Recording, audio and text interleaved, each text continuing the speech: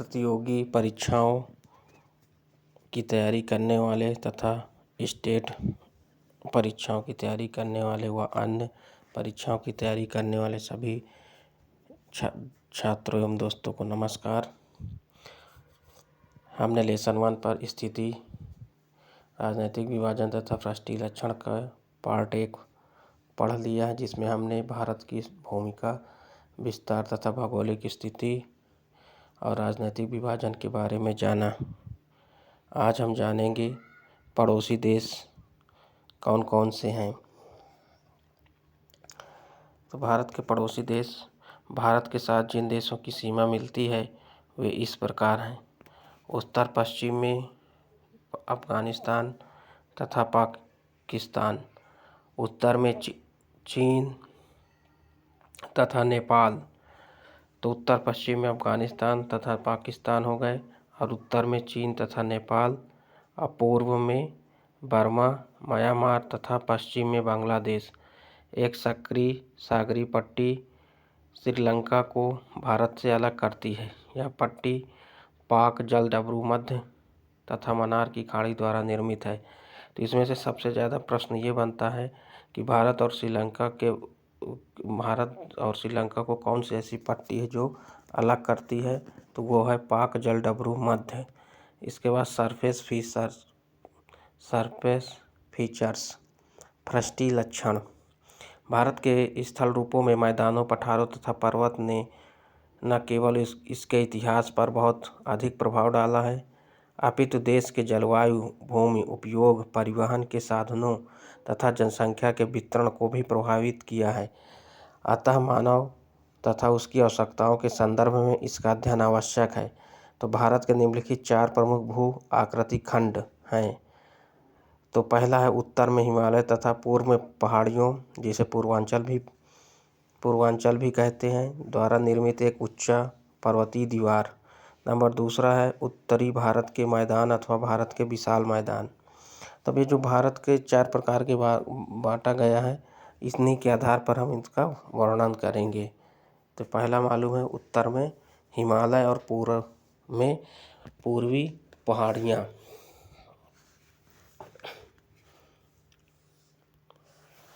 दूसरा क्या था? उत्तर भारत में मैदानी एवं भारत के विशाल मैदान। तीसरा प्रायद्वीपीय भारत का पठार जो उत्तरी भारत मैदानों के दक्षिण की ओर फैला हुआ है। चौथा तटीय मैदान जो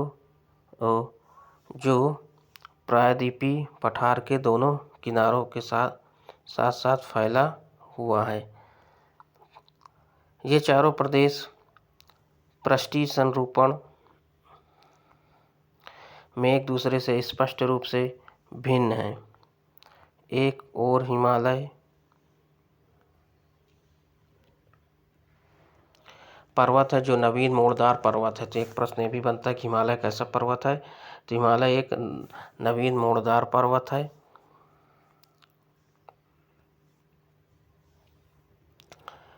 जिनमें स्थानीय धरातल में विशाल अंतर, अति उबड़ खाबड़ भूपृष्ठ, अति खड़े ढाल, बहुत कम समतल प्रदेश तथा तरुण नदी घाटियां पाई जाती हैं। दूसरी ओर प्रायद्वीपीय भारत एक प्राचीन शील्ड खंड है, जिसमें लंबी अवधि तक अपरदन के कारण स्थलीय प्रदेश, अवशिष्ट पर्वत तथा पुरानी नदी घाटी पाई जाती हैं। इसके विपरीत उत्तरी भारत के समतल तथा जलोढ़ मिट्टी से बने मैदानों पर, नदियों के पुराने किनारों पर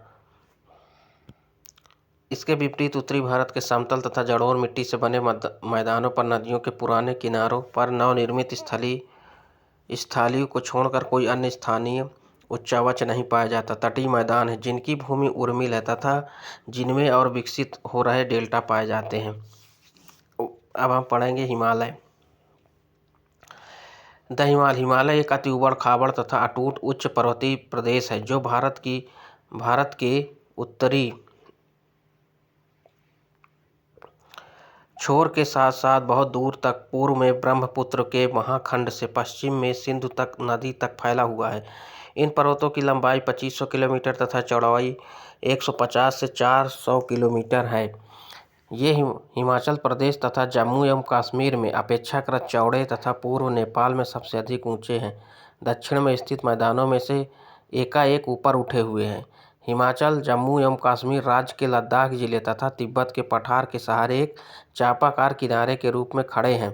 लगभग 7 करोड़ वर्ष पहले वह स्थान है जहां हिमालय आज खड़ा है एक बड़े सागर का भाग था जिसका नाम था तैतीस सागर था।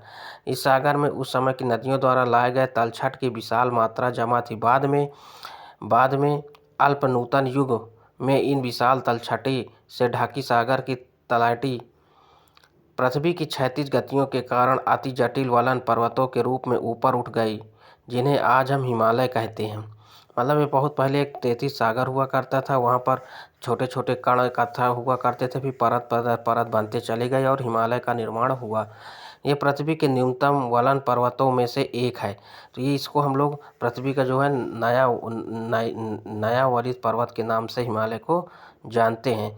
तत्पश्चात समय समय पर हिमालय ऊपर उठते रहे, जिसके कारण नदियों का पुनर्यौवन हो गया, जिससे इन्होंने भिन्न भिन्न तलों पर जलोढ़ वेदिकाओं का निर्माण किया। हिमालय में वे लगभग सभी स्थल रूप देखने को मिलते हैं जो स्तरीय स्थानों पर अत्यधिक बल पड़ने के कारण बन जाते हैं।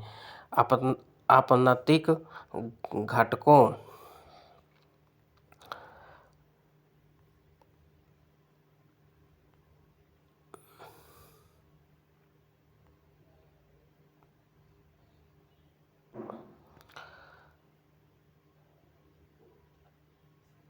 आपनतिक घटकों, अभिनतिक घटियों, प्रतिवलनों तथा श्यानवलनों के उदाहरण समान रूप से देखने को मिलते हैं। कुछ स्थानों पर बिछाव इतना प्रबल था कि वलित पर्वतें अपने मूल स्थान से उखड़कर अन्य खिसक गईं तथा इस प्रकार नापे बने। तीव्र रूप से वलित पर्वतों में अपवर्तनीय पठारों तथा बड़े बेसिनों की कमी है। हिमालय में केवल कश्मीर की घाटी एकमात्र बड़ा समतल भूभाग है जिसे लंबाई 135 किलोमीटर तथा चौड़ाई 40 किलोमीटर है। यह शायद एक अभिनतिक घाटी है जिसमें झेलम नदी ने अपने तलछट को जमा कर इस भूमि को एक समतल पट्टी में बदल दिया है। सामान्य रूप से हिमालय की 3 मुख्य श्रेणियां हैं। दक्षिण किनारे के साथ साथ शिवालिक श्रेणी, तिब्बत की सीमा के साथ साथ बृहत हिमालय तथा इन दोनों के बीच लघु हिमालय। तो हिमालय की कौन कौन सी 3 श्रेणियां हैं? शिवालिक, लघु हिमालय और बृहत हिमालय।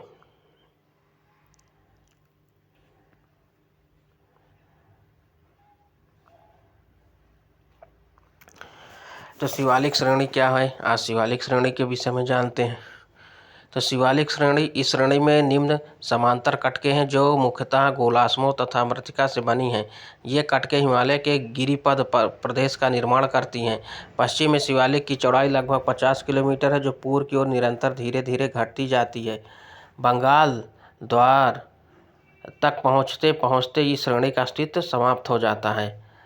शिवालिक श्रेणी की ऊंचाई सामान्यतः 1200 मीटर से कम है तथा इसमें स्पष्ट रूप से अवनतिक घटके तथा अवनतिक घाटियां दिखाई जा पड़ती हैं, क्योंकि इन कटकों का निर्माण हिमालय की उत्पत्ति के बाद हुआ था। इन्हें दक्षिण तथा पश्चिम की ओर बहने वाली नदियों के मार्ग को अवरुद्ध किया। इससे स्थायी झीलें बन गई जिनमें नदियों द्वारा लाए गए पदार्थ का निक्षेप होता रहा। जब नदियों की शिवालिक श्रेणी को काटकर अपने मार्ग बना लिए तो इन झीलों को जल भी बहकर समाप्त हो गया। पीछे बन रहे मैदान जिन्हें दून कहते हैं, जैसे देहरादून, सागर, तलछट। तो शिवालिक श्रेणी में एक ही बस है कि जो दून घाटियाँ पाई जाती हैं शिवालिक श्रेणी में पाई जाती हैं। इसके बाद आ जाता है लघु हिमालय। शिवालिक श्रेणी के उत्तर की ओर, अगर जब हम शिवालिक श्रेणी के उत्तर की ओर बढ़ते हैं तो वहाँ पर लघु हिमालय स्थित है और नदियों द्वारा गहरा काट दिए जाने के कारण पर्वतों में यह पेटी बहुत कटी फटी है तथा इसकी सीमाएं भी अस्पष्ट हैं। बृहद हिमालय के दक्षिण पार्श्वों से निकली कुछ श्रेणियों को भी लघु हिमालय से सम्मिलित किया जाता है। ये पश्चिम की ओर फैली हैं तथा इनकी सीमाएं अधिक स्पष्ट हैं। ये श्रेणियां, अभी लघु हिमालय में पूछा जाएगा कौन कौन सी श्रेणियां हैं, तो धौलाधार, पीर पंजाल तथा नागटिब्बा। ये प्रश्न बहुत पूछा जाता है कि जो धौलाधार, पीर पंजाल तथा नागटिब्बा ये श्रेणियां किसका भाग हैं? तो याद रखिएगा ये लघु हिमालय का भाग हैं। महाभारत श्रेणी, नेपाल में फैली महाभारत श्रेणी तथा कुमाऊं में फैली मसूरी श्रेणी दूर तक आसानी से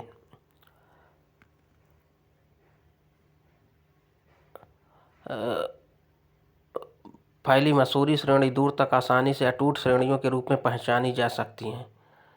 इन श्रेणियों की ऊंचाइयों में काफ़ी अंतर पाया जाता है, किंतु सामान्यतः इनकी ऊंचाई 3050 मीटर से कम है। कहीं कहीं पर विशेष रूप से जहाँ ये श्रेणियाँ बहुत बृहद हिमालय होती हैं, इनके कुछ शिखर 4570 मीटर की ऊंचाई तक पहुंच जाते हैं। लघु हिमालय को हिमाचल के नाम से भी जाना जाता है। इसकी चौड़ाई 80 किलोमीटर है। तो शिवालिक श्रेणी हो गया। इसके बाद लघु हिमालय में धौलाधर, पीर पंजाल तथा नाग टिब्बा श्रेणियाँ पाई जाती हैं। और जो लघु हिमालय है इसको हम लोग जो है हिमाचल के नाम से भी जानते हैं। अब आते हैं बृहद हिमालय। बृहद हिमालय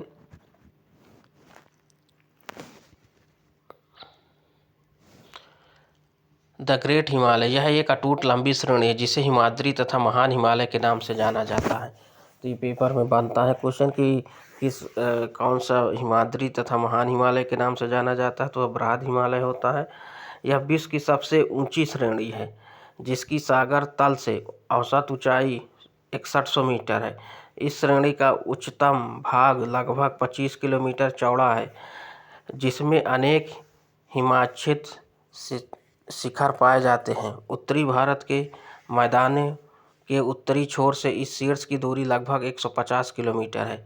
इसके शिखरों में एवरेस्ट 8850 मीटर भी है। ठीक है, तो जो एवरेस्ट है इसकी ऊंचाई जो है 8850 मीटर है, जो कि नेपाल की उत्तरी सीमा पर स्थित है। विश्व की सबसे ऊंची चोटी है। तो बृहद हिमालय में ही विश्व की सबसे ऊंची चोटी पाई जाती है। क्या नाम है इसका? एवरेस्ट। इस श्रेणी के अन्य उल्लेखनीय चोटियां जैसे कंचनजंगा, तो बृहद हिमालय में और भी कौन कौन सी चोटियां हैं? कंचनजंगा, मकालू, धौलागिरी तथा नंगा पर्वत हैं। लगभग 80 पूर्वी देशांतर के निकट महान हिमालय की एक शाखा उत्तर पश्चिम की ओर निकलती है जो जास्कर श्रेणी कहलाती है। तो जास्कर श्रेणी भी याद किया जाए। ठीक है, यह श्रेणी हिमालय के साथ साथ ही चलती है, किंतु महान हिमालय के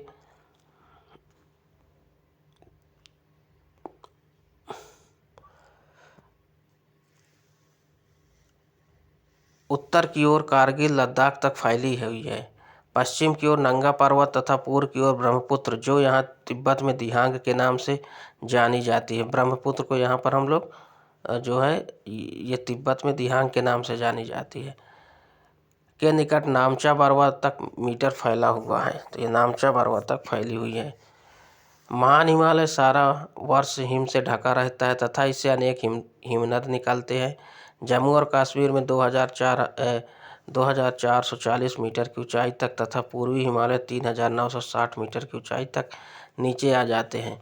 हिमनद सभी ऊंचाइयों पर पिघलते हैं, किंतु अपने निम्नतम तल पर वे पूरी तरह पिघल जाते हैं तथा उत्तरी भारत की नदियों को जल प्रदान करते हैं। ग्रीष्म ऋतु के आरंभ में जब वर्षा नहीं होती तब इन नदियों के जल का विशेष महत्व होता है, क्योंकि इनका प्रयोग सूखी धरती की सिंचाई करने के लिए प्रयोग किया जाता है। यह श्रेणी दुस्सह है तथा इसे केवल कुछ दर्रों पर ही पार किया जा सकता है। यह दर्रे भी शीत ऋतु में हिम से पूरी तरह ढक जाते हैं। अति ऊंचे होने के कारण इन्हें पार कर पाना जोखिम भरा होता है। इन दर्रों के पार सामान ले जाने के लिए बोझा ढोने वाले पशुओं जैसे खच्चरों, याकों तथा बकरों का प्रयोग किया जाता है। साधारणतः महान हिमालय को पार करने के लिए जम्मू और कश्मीर में बुर्जिला दर्रा, तो इसको याद रखिएगा, बुर्जिला दर्रा जम्मू कश्मीर में, जोजिला दर्रा हिमाचल प्रदेश में, बड़ा लाचला और सिपकिला। ये प्रश्न पूछे जाते हैं कि बुर्जिला दर्रा तथा जोजिला दर्रा जम्मू कश्मीर में है और हिमाचल प्रदेश का बड़ा लाचला तथा सिपकिला दर्रा। उत्तरांचल में थांगला यानी उत्तराखंड का थांगला, नीति दर्रा एवं लिपुलेख दर्रे का, और सिक्किम में नाथुला और जेलेबला का प्रयोग किया जाता है। भारत तथा तिब्बत के बीच मुख्य व्यापार मार्ग कालिम्पोंग भारत में दार्जिलिंग के निकट तथा लहासा के बीच जेहलपा से होकर गुजरता है। इस पर्वत श्रेणी ने भारत और तिब्बत के बीच एक अवरोध के रूप में काम किया, जिसके फलस्वरूप हिमालय पार देशों के सांस्कृतिक प्रभाव से हमारा देश अछूत रह गया है। एक अल्लंघनीय दीवार के रूप में खड़ी यह श्रेणी हमारी उत्तरी सीमाओं की सुरक्षा के लिए तो अति महत्वपूर्ण है ही साथ यह शीत ऋतु में मध्य एशिया की बर्फीली पवनों को भारत में प्रवेश करने नहीं देती। अपनी अत्यधिक ऊंचाई के कारण यह आर्द्रता से लदी ग्रीष्मकालीन मानसून पवनों को देश के सीमा के अंदर ही रखती है। किंतु ध्यान रहे कि सुरक्षा की दृष्टि से यह श्रेणी एक मजबूत रक्षक नहीं रही, क्योंकि वायुयान विज्ञान में भारी प्रगति हुई है। जम्मू और कश्मीर राज्य के उत्तरी भाग में अन्य उच्च पर्वत श्रेणी हैं जो काराकोरम अथवा मुज़ताग कहलाती हैं।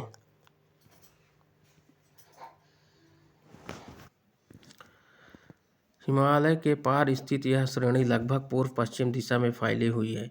इस श्रेणी में कुछ 8,611 मीटर तथा यह विश्व की दूसरी सबसे ऊंची चोटी तथा भारत की सबसे ऊंची चोटी है। यह काराकोरम श्रेणी की अन्य अपेक्षाकृत थोड़ी कम ऊंची चोटियों के बीच एक शानदार शंकु की भांति ऊपर उठी हुई है। पश्चिम में यह श्रेणी पामीर की गांठ में विलीन हो जाती है। उजाड़ और निर्जन सारा वर्ष हिम से ढकी यह श्रेणी भी महान हिमालय की भांति देश की आंतरिक एशिया से किसी भी आक्रमण के खतरे से सुरक्षित रखती है तथा मध्य एशिया की अति ठंडी पवनों को आने से रोकती है। जम्मू एवं कश्मीर के राज्य के उत्तर पूर्वी भाग में सिंधु नदी के उत्तर में एक बहुत ऊंची पठार है जिसकी सामान्यतः 4500 मीटर से अधिक है। आज हम यहीं बृहद हिमालय तक पढ़ेंगे और नेक्स्ट पार्ट पर हम आगे चर्चा करेंगे। तो ये बृहद हिमालय से कुछ प्रश्न ये बनते हैं कि कौन कौन से दर्रे कहाँ पर पाए जाते हैं और कौन कौन सी इस पर चोटियाँ पाई जाती हैं। जैसे इसमें कौन कौन सी थी, कंचनजंगा हो गई, मकालू, धौलागिरी और नंगा पर्वत है। इसके बाद इसमें से मेन इम्पोर्टेंट प्रश्न जो आया था कि दर्रे कौन कौन से कहाँ पाए, जैसे बुर्जिला दर्रा और जोजिला दर्रा जम्मू और कश्मीर में पाया जाता है। इसके बाद बड़ा लाचला दर्रा, सिपकिला दर्रा हिमाचल प्रदेश में पाया जाता है। थांगला उत्तराखंड या उत्तरांचल में पाया जाता है। नीति दर्रा एवं लिपुलेख दर्रा ये भी उत्तरांचल में पाए जाते हैं। इसके बाद नाथुला दर्रा और जेलपा दर्रा सिक्किम में पाया जाता है। ठीक है, दर्रे का मतलब क्या हुआ, रास्ते जो पहाड़ों के बीच में दो काट करके बनाए जाते हैं वो रास्ते कहलाते हैं। धन्यवाद।